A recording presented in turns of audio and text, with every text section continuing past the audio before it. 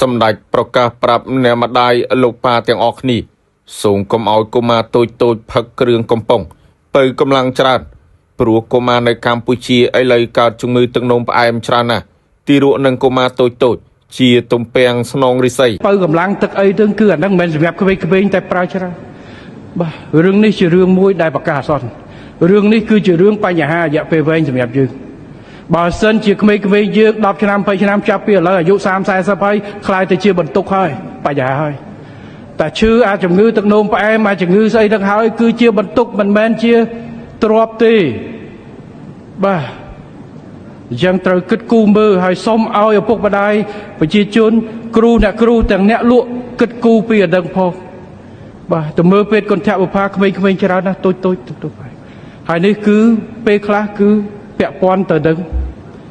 ការយល់ដឹងរបស់ឪពុកម្ដាយជួនកាលយើងខ្ញុំទៅថ្ងៃមុនជួបគ្រូពេទ្យម្នាក់គាត់នៅ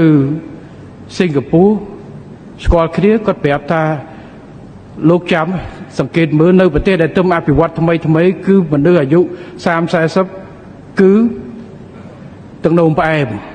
ហើយយើងគិតថាដោយសារមនុស្សប៉ុណ្ណឹងបានចេះផឹកបានទឹកនោមផ្អែមបែបទេគឺតាំងពីក្មេងគិតថាជួនកាលពេលដែលនៅក្មេងឪពុកម្ដាយចង់ឲ្យកូនផឹកទឹកដោះគោដើម្បីលូតឆ្អឹងប៉ុន្តែកូនវាអត់ព្រមផឹកទឹកដោះគោស្អាតអញ្ចឹងត្រូវទិញទឹកដោះគោមានជាតិស្ករឲ្យក្មេងផឹកដើម្បីលួងនឹងហើយជាបញ្ហាយើងចង់បានមកជ្រុងឲ្យវាលូតឆ្អឹងប៉ុន្តែពេលជាមួយគ្នាដាក់ជាតិស្ករទៅក្នុងខ្លួនក្មេងបាទ